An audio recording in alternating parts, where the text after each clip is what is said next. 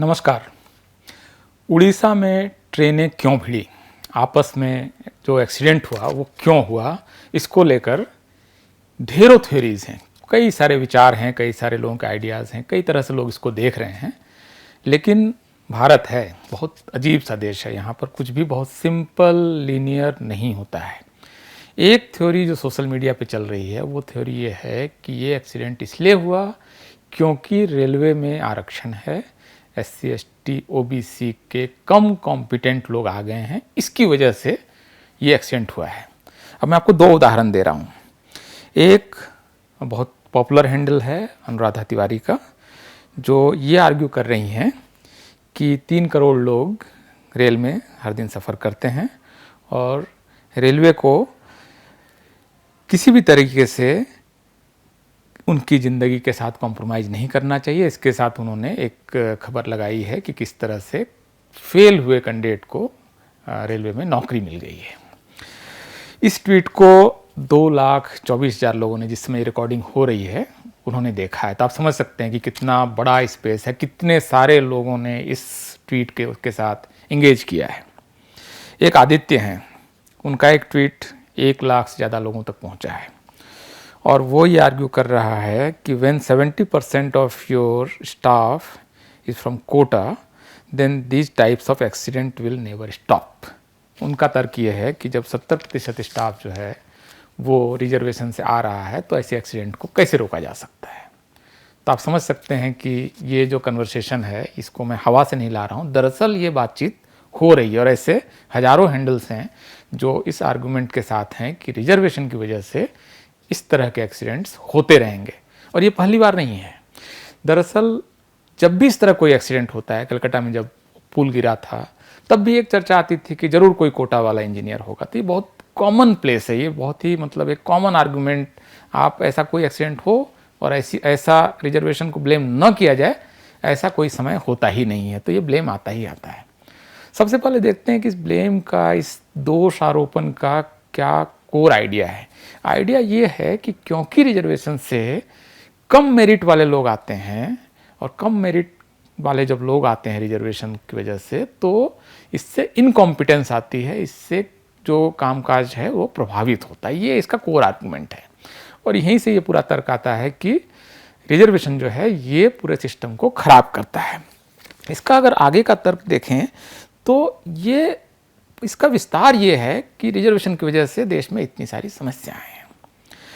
अब ये जो तर्क है कि मेरिट जो है वो कोई ऐसी चीज़ है जिसको किसी एक परीक्षा से नापा जा सकता है और किसी आदमी के काम करने के पूरे कार्यकाल में उसका जो काम है वो इस बात से निर्धारित होगा कि जब वो किसी परीक्षा में बैठा है तो उसमें उसको कितने नंबर आए हैं, इसी से उसका सारा कामकाज तौल लिया जाना, ये दरअसल एक साइंटिफिक तरीका नहीं है।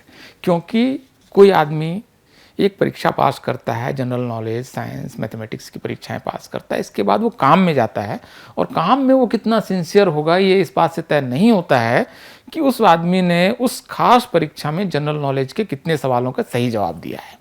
ये तर्क अपने आप में गलत है, दुनिया में इस तर्क को नहीं माना जाता है, लेकिन भारत में ये तर्क आता है और इसको माना जाता है।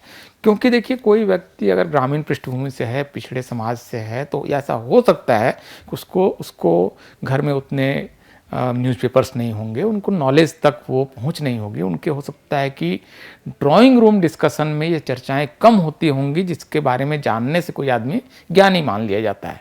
क्या इस वजह से एक परीक्षा में कम नंबर आने की वजह से क्या वो, जब वो रेलवे में काम कर रहा है या किसी ऑफिस में काम कर रहा है, उसका काम क्या इस बात से प्रभावित होगा?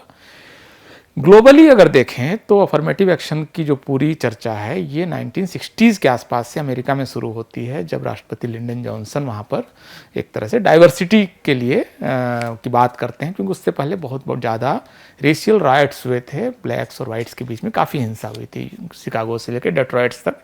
ये हिस्ट्री आप शायद जानते होंगे। इसके बाद से डाइवर्सिटी के प्रोसेस आया और सारे कॉरपोरेट्स ने डाइवर्सिटी वहाँ पर अपनाना शुरू किया और आज की तारीख में अमेरिका का ये स्थापित सिद्धांत है कि diversity is good for business. Business के लिए डाइवर्सिटी एक अच्छी चीज़ है क्योंकि उससे एफिशिएंसी बढ़ती है, एक समुदाय दूसरे समुदाय से सीखता है, अलग अलग एक्सपीरियंसेस से लोग आते हैं और ये उनके ज्ञान के क्षेत्र का विस्तार करता है। ये एक स्थापित वैश्विक सिद्धांत है। भारत में ऐसा नहीं है। भारत में रिजर्वेशन की जब भी बात होती है तो ये कहा जाता है जैसे किसी का हिस्सा किसी ने ले लिया, एज इफ कि जो बाकी लोग हैं वो देश के हैं ही नहीं। तो ये जो एफिशिएंसी की डिबेट है, इसको अगर आप इस तरह से देखें, क्या इस बात का कोई तर्क है कि जो लोग रिजर्वेशन से आते हैं वो कम एफिशिएंट हैं, कम प्रोडक्टिव हैं, और वो क्या दुर्घटनाओं को रोकने में अक्षम हैं? तो इस बारे में एक बहुत इम्पॉर्टेंट रिसर्च जो है, एक ही रिसर्च दरअसल इस बारे में हुई है। वो रिसर्च अश्विनी देशपांडे और थॉमस ई वेस्कॉफ ने किया है।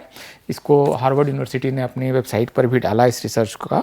और इस रिसर्च का जो टॉपिक है वो है कि does affirmative action reduce productivity. तो इन्होंने 1980 से लेकर 2002 तक के बीच का डाटा कलेक्ट किया एफिशिएंसी को लेकर। अलग अलग जो डिपार्टमेंट्स हैं वहाँ SCST और बाकी लोगों की एफिशिएंसी को मेज़र किया अपने डाटा के से, और ये पाया कि आरोप बिल्कुल गलत है। ये इस बात का कोई तथ्य नहीं है कि रिजर्वेशन से एफिशिएंसी या प्रोडक्टिविटी प्रभावित होती है, बल्कि कंक्लूजन में इन दोनों रिसर्चर्स ने ये कंक्लूड किया है कि बल्कि इससे एफिशिएंसी बढ़ती है। दरअसल ये एफिशिएंसी कैसे बढ़ती होगी, इसके लिए मुझे जो लगता है वो इसलिए होता होगा क्योंकि जो लोग कंपैरेटिवली नीचे के बैकग्राउंड से आ रहे हैं, अलग बैकग्राउंड से आ रहे हैं, रूरल हैं, उनको वहाँ पर ज़्यादा खुद को साबित करना है, नंबर 1। इसलिए वो शायद ज़्यादा एफर्ट करते होंगे क्योंकि उनको कम मेरिटोरियस न मान लिया जाए, इसलिए वो ज़्यादा एफर्ट लगाते होंगे। जो एक्चुअली परीक्षा होती है और जो एक्चुअली काम होता है उसके बीच आप जानते हैं काफ़ी फ़र्क होता है। परीक्षा आपकी कुछ जिस चीज़ की हो रही है जनरल नॉलेज का, दरअसल फिर आप देखेंगे तो आपके काम में हो सकता है कि स्टेशन मास्टर के रियल काम में हो सकता है कि उसका कोई मतलब ही नहीं हो, दोनों का कोई कोरिलेशन ही नहीं हो। दो काम बिल्कुल अलग तरह के हैं। एक आदमी लाइनमैन है, एक आदमी सिग्नल ऑपरेटर है। तो वो काम जो है वो हो सकता है कि आपके वो परीक्षा के ज्ञान से एक अलग चीज़ हो सकती है। तो एफिशिएंसी इस वजह से तो पहली ज़्यादा आएगी। दूसरा कि जो आदमी SC ST OBC बैकग्राउंड का होगा उसको इस बात को लेकर पक्का यकीन होगा कि अगर मैं फंस गया किसी गलती से, कोई करप्शन, कोई इनएफिशिएंसी से, तो मुझे बचाने वाले लोग नहीं होंगे, क्योंकि ऊपर के पोजीशंस पर जुडिशियरी में या जो जांच एजेंसियां हैं वहाँ उनके लोग नहीं हैं या ऊपर के पोजीशंस पर नहीं हैं। तो इस वजह से वो शायद ज़्यादा सतर्क रहेगा अपने काम को लेकर, इसके चांसेस ज़्यादा हैं।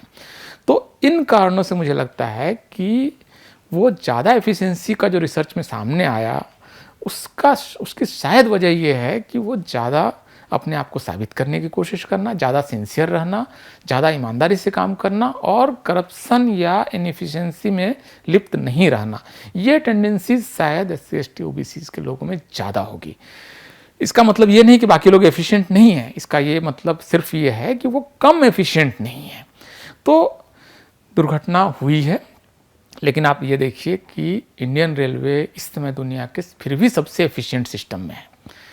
इस समय जिस दिन मैं ये रिकॉर्ड कर रहा हूँ, इस दिन 13,000 ट्रेनें ऐसी हैं जो 2,40,00,000 लोगों को, आज भी ज़्यादातर लोग, लगभग सारे लोग सुरक्षित अपने घर पहुँचेंगे रेलवे में ट्रैवल करने के बाद। इससे आधी संख्या में मालगाड़ियाँ हैं जो लाखों टन माल हर दिन ढो रही हैं।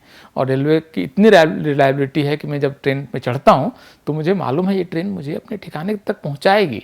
इसके 99.999 पता नहीं कितने 9 जोड़ लीजिए, इतने चांस हैं कि मुझे वो ट्रेन अपने घर तक पहुँचा रही है, अपने ठिकाने तक पहुँचा रही है। तो ये बहुत एफिशिएंट सिस्टम है और इसको डिसमेंटल करने की, या इसके लोग इस समय अगर रेलवे में कुल 14 लाख के आसपास लोग हैं तो उसमें जो अगर रिजर्वेशन ढंग से लागू हुआ है तो 6.5 लाख लोग SC ST OBC के हैं, और उसकी वजह से ये सिस्टम एफिशिएंट बना हुआ है। तो ये तर्क मेरे ख्याल से बहुत ही गलत है कि रिजर्वेशन की वजह से इस सिस्टम में कोई इनएफिशिएंसी है। अगर ये इनएफिशिएंसी है, कोई वजह है रेल के एक्सीडेंट्स की, तो उन वजहों को, रियल वजहों को मेरे ख्याल से तलाशा जाना चाहिए। उसमें एक तो बहुत इंफ्रास्ट्रक्चर पुराना हो गया है, रेल पटरियाँ पुरानी है, इनमें नयापन उस तरह से आया नहीं, नई टेक्नोलॉजी को ढंग से अभी इंट्रोड्यूस किया नहीं गया है, सिग्नलिंग के सिस्टम्स पुराने हैं, ये रखरखाव बहुत अच्छे से नहीं होता है। ट्रेन आपकी जब वो कितने किलोमीटर चलने के बाद उसका मेंटेनेंस होना चाहिए, इसको शायद बहुत ढंग से, बहुत बिल्कुल पक्के तरीके से शायद इसका मैनेजमेंट नहीं है। वजहें और हो सकती हैं, या लोड ज़्यादा है, ये हो सकता है कि मालगाड़ियों को तरजीह दी जा रही है, इसलिए जो पैसेंजर ट्रेन है वहाँ वो लेट चल रही हैं। इस तरह की इनएफिशिएंसी हो सकती है, जिसको लेकिन स्ट्रक्चर तरीके से पॉलिसी के लेवल पर ठीक करने की ज़रूरत है। मेरे ख्याल से रेलवे में जो काम करने वाले लोग हैं उसकी तरफ हमको निगेटिव गेज अपनी नहीं डालनी चाहिए। उन लोगों ने बहुत एफिशिएंट तरीके से सिस्टम को चलाया है, और जो लोग हर दिन लगभग 2.5 करोड़ लोगों को अपने घर तक पहुंचा रहे हैं, उन पर हमें यकीन रखना चाहिए। बहुत बहुत शुक्रिया, धन्यवाद।